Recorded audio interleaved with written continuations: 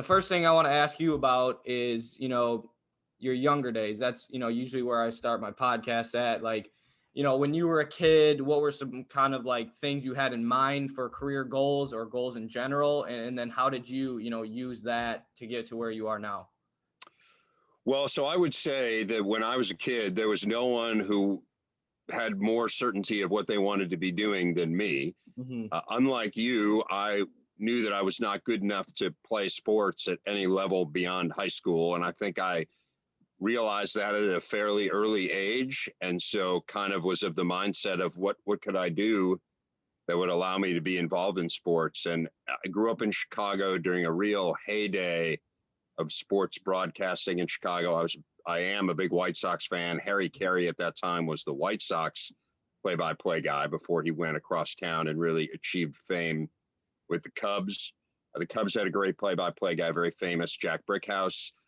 Pat Foley was the play-by-play man for the Blackhawks and still is, and was just fabulous. That probably started when I was like in middle school or maybe early in high school. And then all the local sports guys, like at the local news stations were big celebrities in town. Chet Kopic, who unfortunately recently passed away, Johnny Morris, who'd been a star with the Bears, Tim Weigel, who was just a gifted local sports anchor, all of those guys. And so that was kind of what I wanted to do. And I literally was 5 or 6 years old. I had a little black and white TV in my room. I would write down the lineups of the games. I'd turn down the sound and I'd call play-by-play of mostly the White Sox games. That's so cool. That was what I wanted to do, but it got derailed a little bit. I think I was the same part of my personality that was practical enough to realize that I was never going to play sports at any real level, was also practical enough to realize how difficult it was to make a living announcing sports. Right. So after college, I did a few other things. I had a scholarship to study abroad for a year. I actually worked on Wall Street for a year. I thought about going to law school, but it just kind of kept gnawing away at me, this feeling that if I didn't give it a chance, that I just would never be able to live with myself. And so after a couple of years of doing other stuff, I took a job as a local sports anchor at a small town in Texas and went down and kind of created all these artificial deadlines for myself to say, well, if I don't move out of this market by this time, well, then I'll go to law school. If I don't, once I was in the second market, if I don't move out of here by this time, then I'll go to law school or business school or whatever it was. I had all kinds. I was deferring acceptances all over the place. Yep. When I got hired at ESPN, I was deferring acceptances of law school, business school, and journalism school simultaneously. There you go. So, I kind of always had a backup plan for myself, but ultimately this is what I wanted to do. Right. So, a question I like to ask people is, networking, like how that played into, you getting your first job, or even if it did, I'm thinking it might be it was a different time. But were you networking and did that lead you to a job, or was it just kind of like a organic, collaboration, if you will, with the first job you got? Well, it's a great question. You're right. It was a different time. And I think before I get into answering that question, that's the thing that really strikes me, Nate, is when I speak now to undergraduates, which I do quite a bit. Like, I'm really passionate about speaking to people about career paths and following your dreams, but having a plan and figuring out, okay, how am I going to go about this? One of the things I always say off the top is, look, it's different now, especially in sportscasting, right? It used to be then, it was a very linear path. Kind of, you did what I did. You went to a small market and you figured out how to get yourself on the air. And then you would put together a tape and you would send it out. There would be listings and you'd send out a physical tape to a news director or sports director in a different city and just kind of work your way up. And it doesn't work that way, right? Like what you're doing now is a case in point. I mean, there's no barriers to entry. If you're good, you can put yourself out there and people can find you. And so I would say it is different in that way. Yeah. To answer your question, my networking, interestingly enough, my first job was in Sherman, Texas, which is about an hour north of Dallas. It's on the Texas-Oklahoma border. We mainly covered southeast Oklahoma, but the station just happened to be in kind of north central Texas, basically straight north of Dallas, like an hour. And that job I got through a friend in high school. So one of my really good friends in high school remains one of my closest friends in the world. Mhm. He went to Duke undergrad, and his father he wanted to do what I do, kind of local, what I was doing, local news. And his father was playing golf with some guy and said, my son's at Duke and wants to go do broadcasting. And this guy says, oh, I know a guy whose daughter is a news anchor in this small town in Texas. You got to talk to her.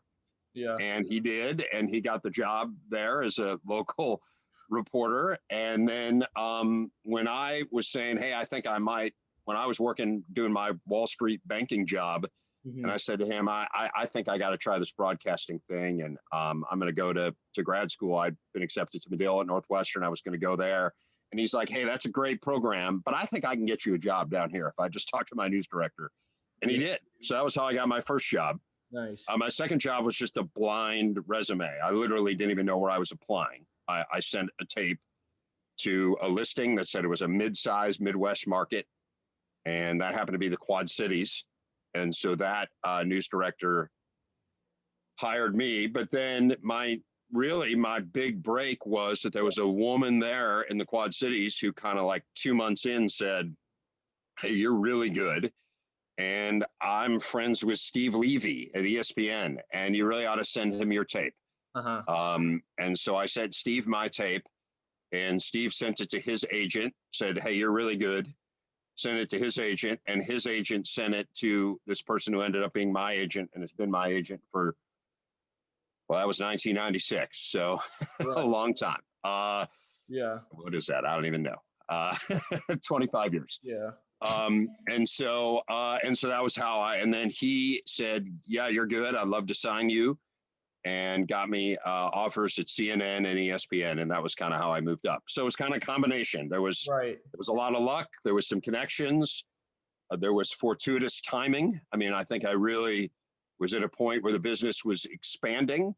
I don't Mhm. think that's necessarily the case right now. It's expanding in some ways, kind of some unconventional ways, but in a lot of ways it's contracting. But my timing was great, and I just along the way tried to take advantage. Now I will say this, Nate.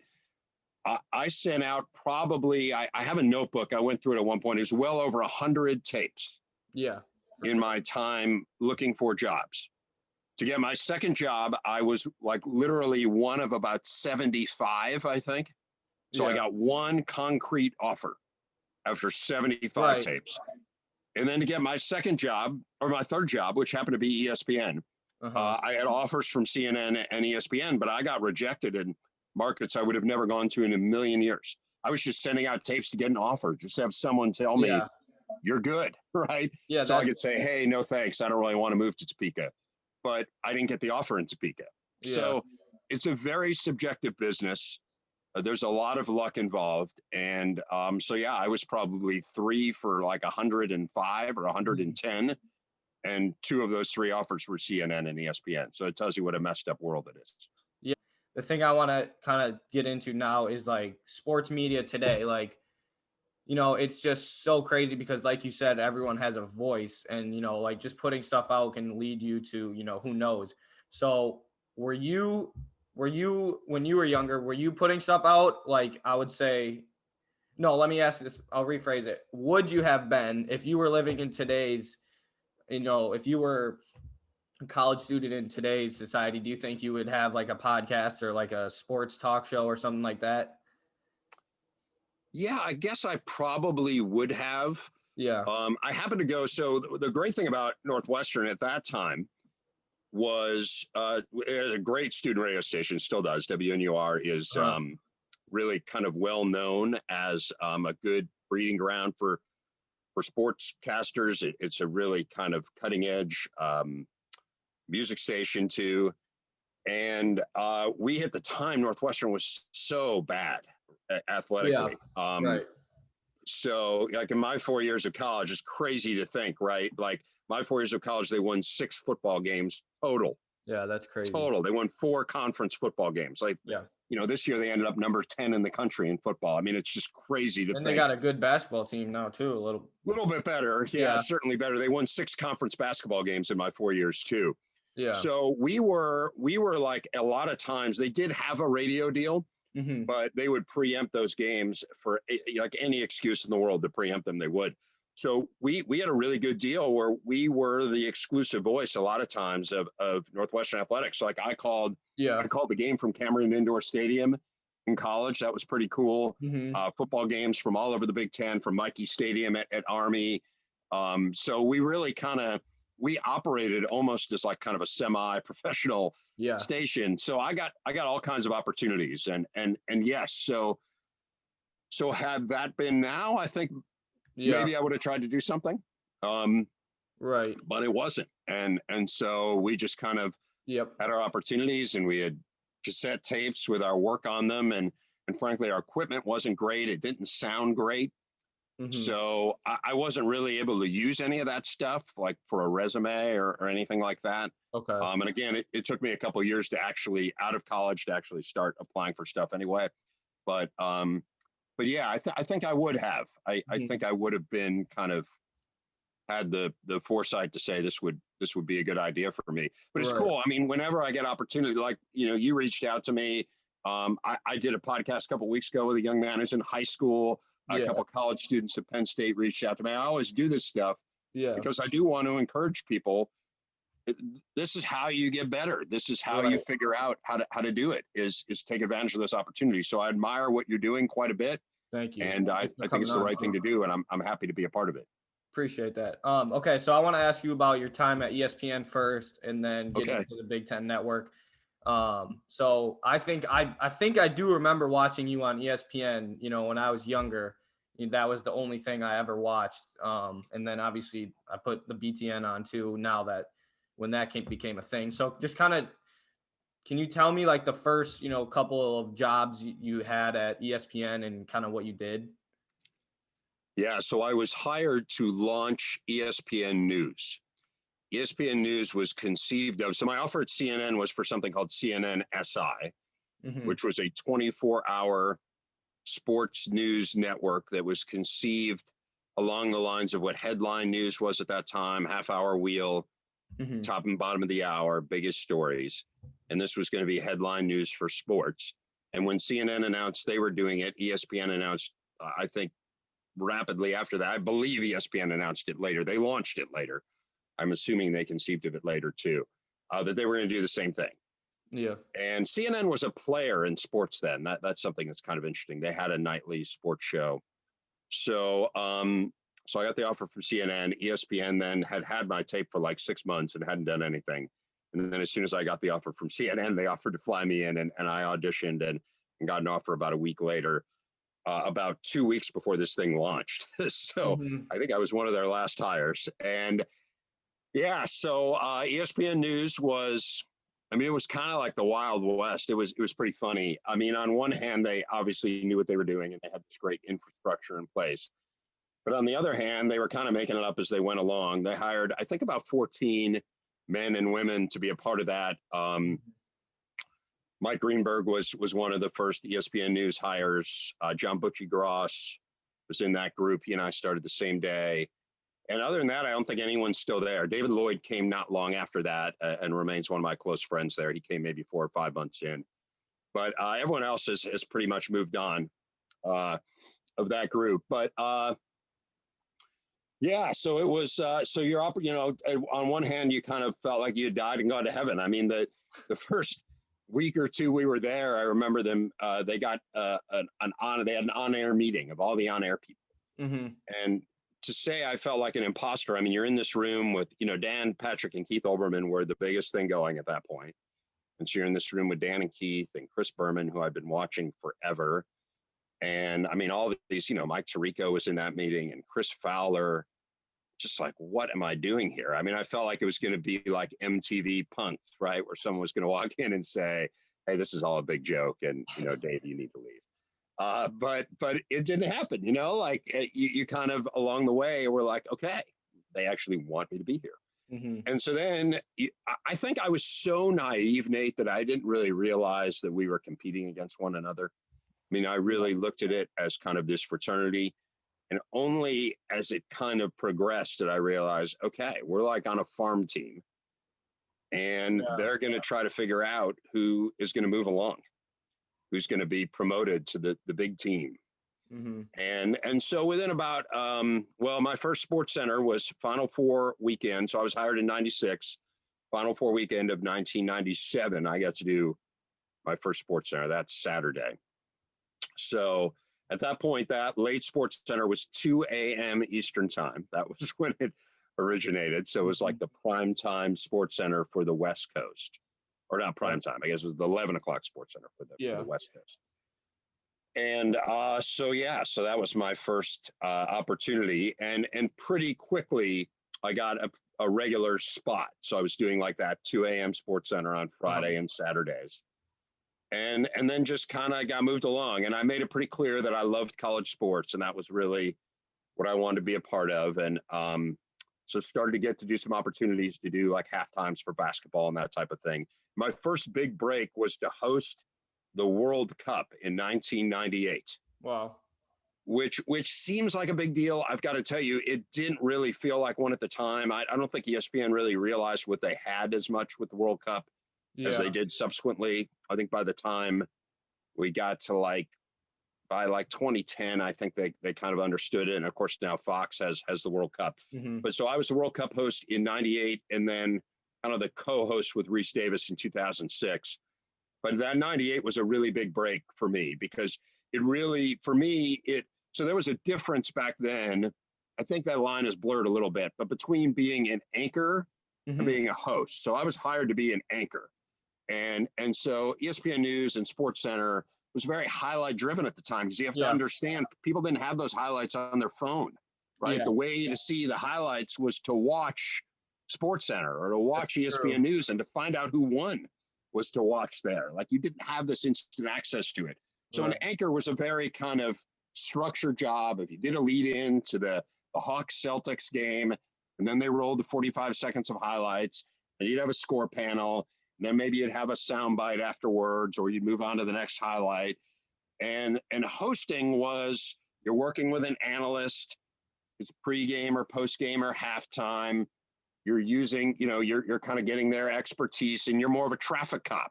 Right. And I came to realize in that 98 World Cup that was really what I wanted to do, that I like the immediacy of it. I like the unpredictability of it. And so that was a slightly different path. And so kind of started to pursue that. And that's what I do today, right? I'm much more of a host than I am an anchor. And then got some play-by-play opportunities starting probably about 5 years after I've been there to do college basketball play-by-play, which is something I really, that was what I'd always envisioned myself doing, but I'd kind of been on a different path. And so that became really a great, just a great job description for me as a host, doing some anchoring, doing some play-by-play, got to report for Outside the Lines. And it was really an ideal setup. And frankly, before the BTN opportunity came around, I don't think I would have ever envisioned myself leaving. Yeah, that's interesting. So now you're at BTN, like you said, like more back then, it was more of highlights because people didn't have, they weren't on their phones all the time, or it wasn't even available. So now is everything more, well, this is my opinion. Everything is more like discussion based, right? And everyone's giving their opinions. How do you feel about, is that true? Yeah, I think we are still, we definitely still show highlights. Like we have a Saturday night show on Football Saturday, much as, ESPN still does, right? Where they do that wrap-up show. But the meat of it is still that analysis that surrounds it. Yeah. So it's a little bit more of a mixture, I think. But yes, I mean, it's largely opinion driven. And I think that the analysts have become the stars more so than the anchors. And that's fine. I mean, that's great, right? Like, those are the people who have those opinions. I mean, so like last week, I covered the national championship game, right? With Urban Meyer and Jerry DiNardo. And those guys, to me, are the stars of the show. And my job is to facilitate Urban's opinions or Jerry's opinions, because that's what differentiates us. It's not kind of the highlight that we're going to show you. So I agree with you to a large extent that is the difference. It's much more opinion driven. I have, I'm not a big opiner. I really still see my job as facilitating other people's opinions, being kind of a voice of reason. So yeah, it's an interesting line, but I do think that a lot of people who are in similar positions to mine have become more opinionators. And so you kind of have to be true to yourself and figure out, well, Yep. what's the right role for me? And I do think that's kind of where I feel comfortable, and probably why the Big Ten Network is a really good fit for me, because Hmm. I'm kind of allowed to do that. But it is interesting. It's fascinating the way it's evolved, and the phone is 100% the reason why, Nate. Like, Yeah. that's why it's different. Right. Because you can just clip it and then put it out for two Yep. minutes. Yeah, it is crazy. Okay, so you got to Big Ten Network when it started. I still remember that original logo.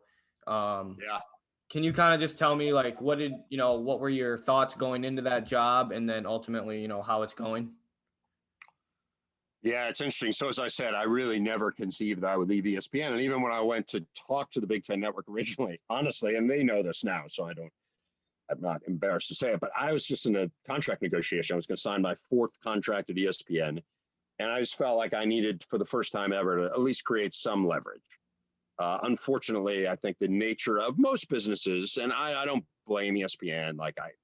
Again, I had a great experience there. It was wonderful, and they gave me an opportunity, and I'm forever grateful. But unfortunately, I think they were in a mode where they were just like, where else are these guys going to go? What's this guy going to do? Yeah. So, you kind of felt like you needed to create some leverage for yourself to kind of enhance the contract offer that they'd given you. And so I finally was just like, okay, I'm just going to see what else is out there. And the Big Ten Network reached out, and they were looking for kind of a lead guy. And I thought, well, this would at least be a reasonable thing. Like, ESPN would believe this. There was another network that reached out to me that was just a really bad fit. Like, I felt Mhm. like they would think, they knew me well enough at that point to know Dave's not going to go do that, because that doesn't interest him. Mhm. But I think they thought, well, Big Ten Network, yeah, I mean, Big Ten guy, like, I was born in Urbana. I went to kindergarten in Madison. And then I lived in and around Evanston, and went to college there. And so, I had three of, at that time, the 11 schools checked off my list. And so, Yep. yeah, like, kind of made sense for a place for me to go. And I went and talked to them, really just kind of on let's get an offer from these people as a way to enhance my standing at ESPN. And I didn't really understand what the Big Ten Network was going to be. I didn't get that it was 24/7. I didn't understand the quality of games they were going to have. And I went and met with them. And the guy who was the executive producer at the time was a guy named Leon Schweier. And so I had my first meeting with him and really liked him. And he kind of, like, he didn't understand that he thought I was interested. And about halfway through the conversation, I realized I was too. I Yeah. was interested.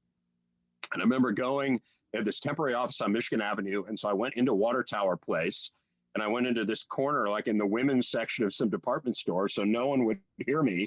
And I called my wife, and I said to her, I think I might actually be interested in this job. And she said to me, I'll never forget it. She's like, that wasn't the plan. And because we were happy in Connecticut, we liked it. Mhm.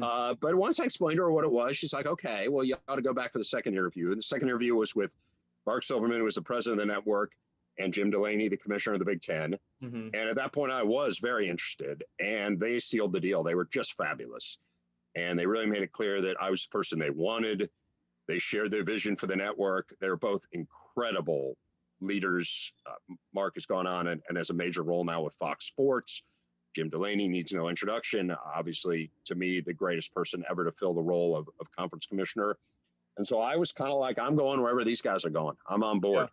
Nice. And so, kind of told ESPN I had this opportunity, and they kind of put together this counter offer. And I was just like, look, this is what I want to do. My dad had just passed away, unfortunately.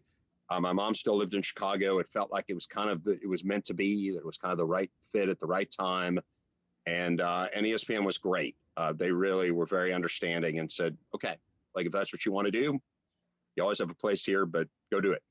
And so I did. And I had really high expectations for it, and it has exceeded my expectations, Nate. It has just been fabulous.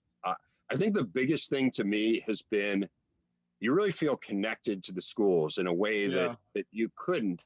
And this is nothing against being at ESPN. I mean, I loved Yeah. it. Yeah. But when you cover college sports there, like I gave you the example of, you're at Winthrop now. So yeah, I did couple games at Winthrop and got to know Greg Marshall a little bit and conference championship games, but I wasn't really connected. I went in, I was like, okay, I got to learn everything I can learn about Winthrop Yeah. in one day, and I'm going to do their conference championship game, and then I'm going to move on, and I'm going to go do another conference championship game, and I'm going to do Yeah. 5 of these in 7 days. And you parachute in, you don't really know the program. At the Big Ten Network, like, you feel like you're a part of those schools, and Yeah, I have relationships with these coaches, and you get to know players over 3 or 4 years, and that part of it is really personal, and you feel like you're invested in it, and that you kind of understand the schools and understand the fan bases. And for me, that's really been neat to kind of to be the voice in some ways of the fans, like to understand, to connect with them, but also to be the voice of the schools. And hey, we're having a rough year, and here's why, kind of thing. Is, the coach tells you, and then you figure out kind of how you diplomatically work that into your broadcasts. And it's really been great. I feel like I understand the fan bases. I grew up around these schools. I've been going to Big Ten football games since I was 6 years old. Yes. And I'm not a big kind of believer in fate. It isn't really my world, but there is kind of a little bit of a feeling of this is what I was meant to do. Nice. Yeah, that's cool. So this is a basketball show. So I gotta ask you, on Big Ten Network, who are some guys you like talking hoop with? Oh man, do we have a great group. I don't want to leave anyone out. So, right. originally Jimmy Jackson was our signature analyst. So he was with us from the beginning. And I would say Sean Morris also. Yeah. So Sean Morris, played at Northwestern when I was there. He was a great player on terrible teams. And he has such a wry sense of humor, and is just a great game analyst and studio guy. And so he's been there from the get-go. And it was neat. I mean, again, he was someone whose games I broadcast when I was in college.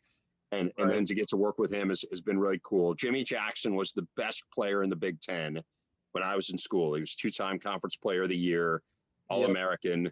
We say he left early. He played for 3 years at Ohio State and left. And at the time, it's like, wow, he's leaving early. And then when I was in Sherman, Texas, he was on the Dallas Mavericks, which was kind of cool. And so I went down and covered them a little bit. And so I had some connection with Jimmy, even though he didn't know it. He didn't know who the hell I was. But then to work with him was awesome.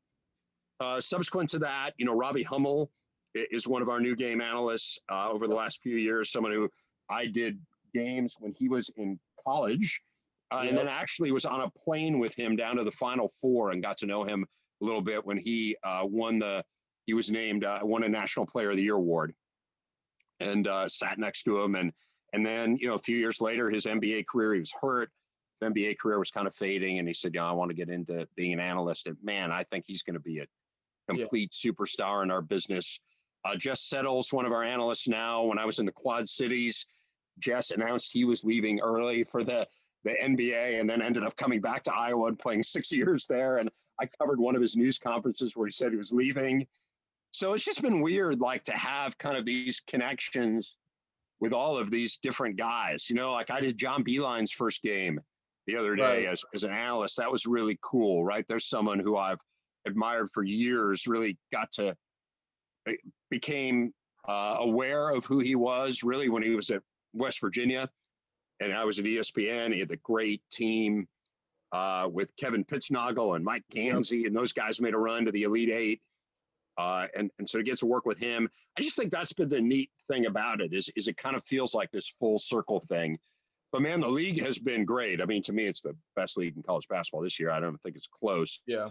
And again, just to work with these analysts, but to sit around with the coaches, right? Like, we have amazing coaches in our league, and to be able to pick the brains of all these guys, to sit and to shoot around and have Matt Painter just come over and sit down and chat with you, or whoever it is. Right. When it was Bo Ryan, or, when it was Coach Beeline. I mean, these are Tom Izzo. These are Hall of Fame coaches, and to be around them it's really amazing. And for them to know you and confide in you and say, hey, here's what's really going on with our team, and I know you'll you'll be judicious in terms of what you bring on the air and what you don't. That's pretty cool. And again, that's the difference to me from being a part of these programs versus kind of parachuting in for a day or two. Right. No, 100%. Yeah, for sure. Okay, so I know you've called, some college basketball games, just kind of tell me, what games you did and which ones, that were fun to be a part of. Well, I mean, man, I have so many great play by. So you're saying like play by play Yeah, memories. I'd say honestly, maybe there's some recency bias here, but I'm going to talk about a game I called last year, which was Iowa played Penn State at the Palestra. Have you been to the Palestra, Nate? I have not, but I hope to one day. You got to go. So I had never been there. I am really into sports history, as you may know. I wrote a Yeah. book about the early history of college football, and I just love kind of being in historic places. I just get such a, Yeah. I don't know, I get a rush out. I was a history major in college. Okay. And so there's kind of that, it scratches that itch a little bit. And the Palestra is as cool a place as I've ever been in my life. The concourse level is essentially a museum to Philadelphia basketball. There's one hallway that kind of shows all of the great pros who played there. There's pictures of, Wilt Chamberlain and Kobe Bryant when he was in high school and Red Auerbach coaching there. And I mean, the list just goes on and on. And then there's, it's Penn's home court. And so there's really a one hallway that's kind of all Penn. Yeah. But then, there's the Big Five that plays there too. And so each one of those schools has its own little area, whether it's LaSalle and they have history of LaSalle and Villanova and so on. And it's just amazing. Right. I probably spent 2 hours looking around. And then the game, so Penn State played a home game there, and they'd played one the year before. And I just decided, hey, I want to go call that game. And so kind of went out of my way to say, I want to call it. Penn State had a great team last year, and it is such a shame they didn't get to play in the NCAA tournament Yeah. because they would have gone. And they played Iowa, and Luka Garza had a great game, and the place is packed. It's such an amazing place to watch basketball. It's like 85 degrees in there, and it's got fans trying to cool it down, like, not fans, woohoo fans, but, Yeah. actual Literally. physical. Right. And it was just a great game, and it went right down to the wire, and it was exciting. The score was in the 80s, and Yeah. it would just check something off my bucket list, like to go and call a game at the Palestra. And I was with Steve Bardo, like talk about great analysts who I've worked with. Like, how Yeah. can I leave him out? Flying Illini teams when I was in college. Illinois was #1 in the country. And I remember watching Steve play. He's an awesome player. He's a great analyst and someone who's been with us for years. And so get to call that game with Steve was such a thrill. It was great. I still like to walk out of that game, Nate, and we had to go to the airport right away. We had a quick flight home because we were both, I think Steve had a game the next day, and I was doing studio. But just the thrill of being in that cab, and Olivia Decker was our sideline reporter, and the three of us were like, man, that was so cool. And to be able to do for a living something where then you walk out after you execute your job Yeah. and say, that was so cool. That's pretty much, Yeah. that's what you're looking for in a job. That sounds like a pretty good feeling. That's what I'm working for, man. Good for you. You should be. Yeah, man, that's all I got for you. I got to go to a shoot around, but thanks for doing this.